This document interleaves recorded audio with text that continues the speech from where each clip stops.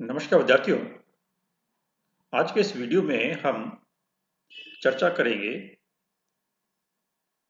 Liquid crystals की या द्रव क्रिस्टल्स की। द्रव एक अलग अवस्था है, क्रिस्टल एक अलग अवस्था है और अब ये एक नया शब्द द्रव क्रिस्टल या लिक्विड क्रिस्टल्स का सामने आता है। तो ये लिक्विड क्रिस्टल्स क्या है, इसके बारे में आज थोड़ी सी चर्चा करेंगे। इस लिक्विड क्रिस्टल को हम द्रव क्रिस्टल हिंदी में, या इसको मीजोमॉर्फिक स्टेट, मीजोमॉर्फिक अवस्था या मध्य आकृतिक अवस्था, इन नामों से इसको हम जानते हैं। लिक्विड क्रिस्टल अधिक उपयोग में लाया जाता है, कॉमन शब्द है। तो सामान्य रूप से यदि आप देखें, जानते हैं कि जब हम किसी ठोस को गर्म करते हैं तब क्या होता है, द्रव अवस्था प्राप्त होती है। ठीक है, गलनांक बिंदु पर, जिससे हम गलन कहते हैं या गलनांक कहते हैं। लेकिन कुछ पदार्थ ऐसे पाए गए जो कि गर्म करने पर सीधे ही द्रव में परिवर्तित नहीं होते, बल्कि उससे पूर्व एक गाढ़े द्रव में, या जिसको हम आविल द्रव भी कहते हैं या टर्बिड लिक्विड कहते हैं इंग्लिश में, तो गलने से पहले वो एक गाढ़े द्रव में या टर्बिड लिक्विड में परिवर्तित हो जाते हैं। और जब इसको थोड़ा सा और गर्म करते हैं तब वह स्वच्छ द्रव में परिवर्तित होते हैं। गलनांक में क्या है, हम कहते हैं कि वो ठोस पिघलकर द्रव अवस्था में परिवर्तित हो गया और वो द्रव अवस्था क्लियर होनी चाहिए, स्वच्छ होनी चाहिए। ये सामान्य प्रक्रिया है। लेकिन कुछ पदार्थ, सारे नहीं, कुछ पदार्थ ऐसे पाए गए, कुछ कंपाउंड्स ऐसे पाए गए जिनमें, जो कि ठोस थे लेकिन गर्म करने पर द्रव अवस्था सीधे प्राप्त नहीं हुई, बल्कि एक पहले बीच में अन्य अवस्था, जिसको कि हम आविल द्रव या गाढ़ा द्रव या टर्बिड लिक्विड कह सकते हैं, वो पाई गई। अर्थात ठोस अवस्था, इसको गर्म करने पर बीच में एक ये द्रव क्रिस्टल की अवस्था या मीजोमॉर्फिक स्टेट, और इसको जब हम गर्म करते हैं तब वो लिक्विड में परिवर्तित हुआ, और लिक्विड से आगे गर्म करते हैं तो वो गैस में परिवर्तित होता है। तो ये सॉलिड, लिक्विड और गैस, ये तीन तो हम अवस्थाएं पहले ही पढ़ चुके हैं।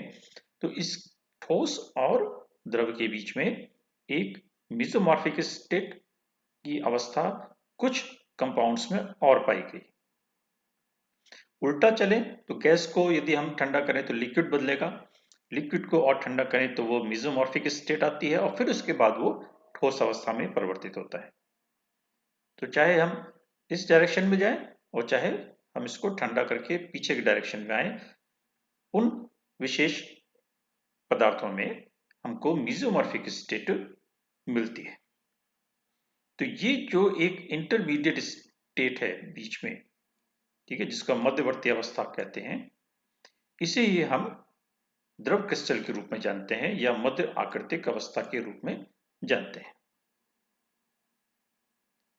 इस अवस्था में कुछ गुणधर्म तो क्रिस्टलीय ठोस की तरह होते हैं और कुछ द्रव की तरह होते हैं, और इसीलिए इनको द्रव क्रिस्टल या लिक्विड क्रिस्टल्स कहा जाता है।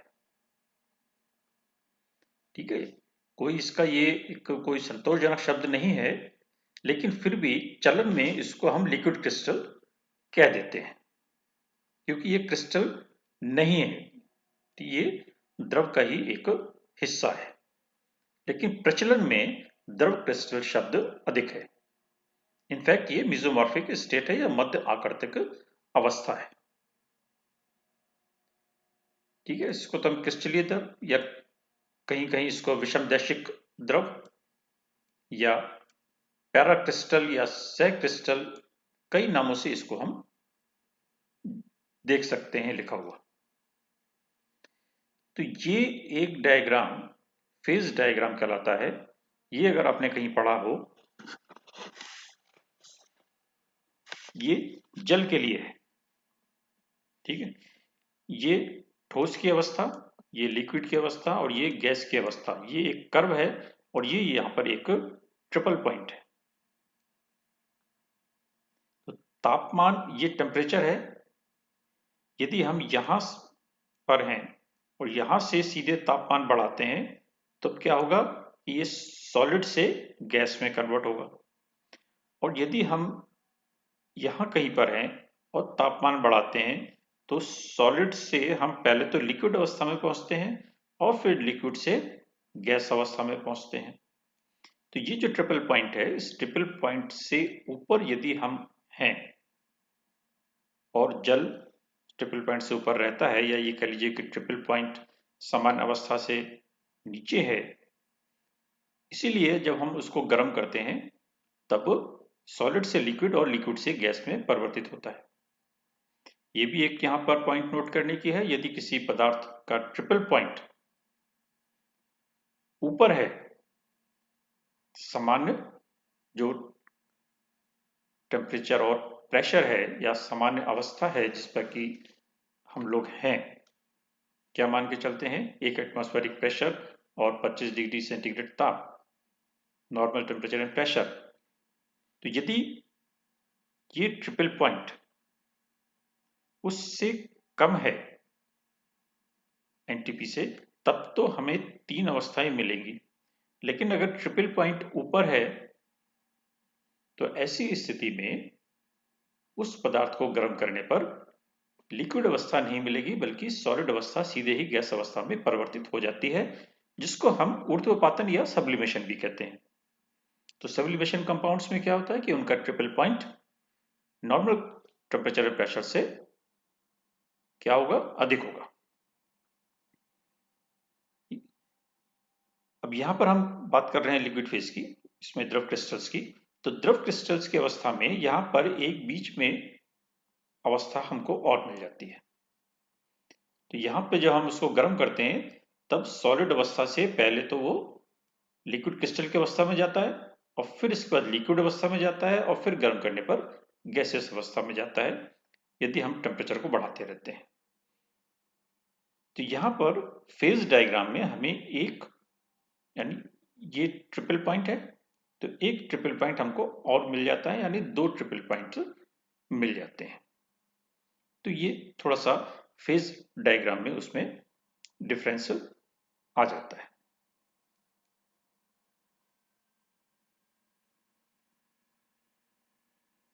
ठीक है। तो ये जो प्रभाव है, ये लिक्विड क्रिस्टल वाला या ये जो इफेक्ट है, ये सबसे पहले एक कंपाउंड कोलेस्ट्रियल बेंजोएट में देखा गया, जिसका फॉर्मूला है C6H5COO C27H45। इस कंपाउंड में इस प्रभाव को सबसे पहले देखा गया। ठीक है, पैरा कोलेस्ट्रियल बेंजोएट, ये नाम ध्यान रखिएगा। तो ये जब सॉलिड अवस्था में होता है और इसको गर्म किया गया तब 145 डिग्री पर वो पहले किसमें, मेसोमॉर्फिक स्टेट में बना, यानी सॉलिड अवस्था से वो खत्म हो गया और लिक्विड अवस्था में भी कन्वर्ट नहीं हुआ, बल्कि वो एक बीच में ट्रांजिशन स्टेट आ गई, मेसोमॉर्फिक स्टेट आ गई। तो ये जो हमारा फिर ताप कहलाएगा वो संक्रमण ताप कहलाएगा, ट्रांजिशन टेम्परेचर कहलाएगा, क्योंकि यहां पर एक अवस्था से दूसरी अवस्था में चेंज आया, संक्रमण आया। या यूं कह लीजिए कि सॉलिड से लिक्विड में कन्वर्ट होने से पहले उसको बीच में एक अवस्था और आ गई, डायरेक्ट सॉलिड से लिक्विड में कन्वर्जन नहीं हुआ। तो यदि एक अवस्था से दूसरी अवस्था में जाने पर हमको बीच में कोई और अवस्था आ जाती है तो उसको हम ट्रांजिशन स्टेट कहते हैं। तो उसी तरीके से यहां पर भी सॉलिड से लिक्विड, लिक्विड कब बनता है? ये बना 178 डिग्री सेंटीग्रेड पर। तो 145 डिग्री सेंटीग्रेड पर तो ये मेसोमॉर्फिक स्टेट में परिवर्तित हुआ, और 178 डिग्री सेंटीग्रेड पर वो लिक्विड में परिवर्तित हो गया। तो यदि हम उसको गलनांक कहेंगे तो वो होगा 178। लेकिन द्रव में परिवर्तित होने से पहले बीच में 145 डिग्री सेंटीग्रेड पर वो एक दूसरी स्टेट, मेसोमॉर्फिक स्टेट में आ जाता है। तो ये हमारा 145 डिग्री इसका ट्रांजिशन टेम्परेचर कहलाएगा, या ये अवस्था जो बीच वाली है इसको हम ट्रांजिशन स्टेट कह सकते हैं। तो ये प्रभाव रखने वाले पदार्थ सामान्यतया लंबी श्रृंखला के कार्बनिक यौगिक होते हैं। देखिए यहां पर जैसे बताया ना C27H45, तो ये एक लंबी श्रृंखला का कार्बनिक यौगिक है। तो सभी नहीं देंगे, लेकिन जो दे रहे हैं या जिनमें ये प्रभाव देखा गया वो में सामान्यतः लंबी कार्बन की श्रृंखला पाई गई। और अंत में क्या है, उनके एक सक्रिय समूह, जैसे OR, COOR, NHR, ये कुछ सक्रिय ग्रुप उनमें हो सकते हैं, या कम सक्रिय ग्रुप इस तरीके से डबल बॉन्ड CN या CC आदि उपस्थित हो सकते हैं। और यदि उसमें कहीं बेंजीन साथ में है, जुड़ी हुई है, तो ऐसी अवस्था में उसका पैरा आइसोमर यही सिर्फ मध्य आकृतिक अवस्था या लिक्विड क्रिस्टल को दिखाएगा। तो ये भी अपने को ध्यान में रखने की बात है कि यदि किसी कंपाउंड में बेंजीन वलय है, तो ये क्वेश्चन भी बन सकता है या बनता है, बेंजीन वलय है तो हम जानते हैं कि उसमें ऑर्थो, मेटा और पैरा 3 अवस्थाएं या होती हैं, 3 आइसोमर्स बनते हैं। तो ऐसी अवस्था में पैरा आइसोमर ही लिक्विड क्रिस्टल दिखाएगा। ऑर्थो और मेटा आइसोमर ये सामान्यतः गुणधर्म नहीं दिखाते। ठीक है, तो इसके कई और एग्जाम्पल हैं, जैसे ये पैरा कोलेस्ट्रॉल का आपको बताइए 145 और 178 पर। दूसरा ये है पैरा एजॉक्सी एनिसोल, इसका क्या है 116 और 135। ठीक है, ये यहाँ पर आप देखिए सब उनके स्ट्रक्चर भी मैंने लिख रखे हैं। पैरा एजॉक्सी फेनिटोल, ये आपका 137 इसका ट्रांजिशन टेम्परेचर, और 167 उसका मेल्टिंग पॉइंट कहलाएगा। पैरा मिथॉक्सी सिनेमिक एसिड, ठीक है, एनिसोल क्या ये एनिसल्डेजीन 165 और 180। तो इस तरीके से ऐसा नहीं कि कोई एक ही यौगिक है, कई यौगिक इस तरीके के प्रभावों दिखाते हैं, और उन सबको हम लिक्विड क्रिस्टल्स कह सकते हैं।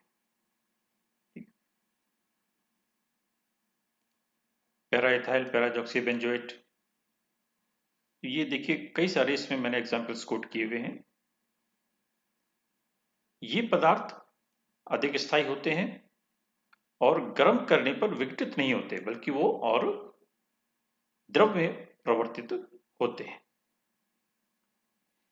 लेकिन ये भी क्योंकि द्रव की ही अवस्था है एक, तो इसलिए द्रवों की भांति ही ये गतिशील भी होते हैं।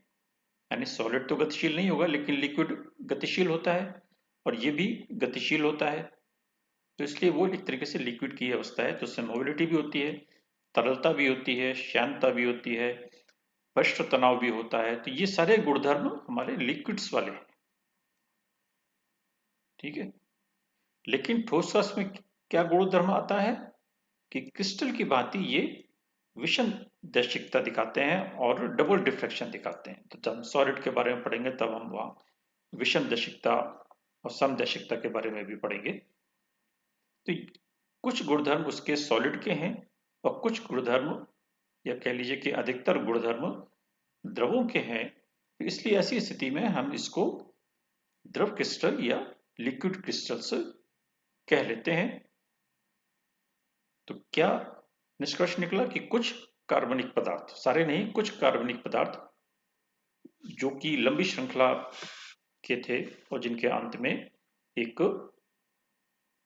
फंक्शनल ग्रुप या एक्टिव फंक्शनल ग्रुप भी था, उन कुछ पदार्थों में ये देखा गया कि उनको गर्म करने पर द्रव में परिवर्तित होने से पूर्व एक ट्रांजिशन स्टेट आती है, संक्रमण अवस्था आती है, जिसको कि मेसोमॉर्फिक स्टेट कहा जाता है, जहां पर द्रव पूरी तरीके से जो पदार्थ है, सॉलिड अवस्था है, वो पूरी तरीके से द्रव में परिवर्तित नहीं होती।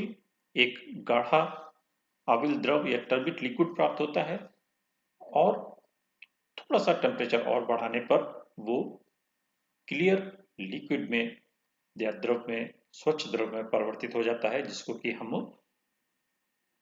गलनांक या उसका गलन कहते हैं। तो ये अवस्था ठोस और द्रव के बीच की एक अवस्था है, इसलिए इसको द्रव क्रिस्टल या लिक्विड क्रिस्टल्स कहा गया।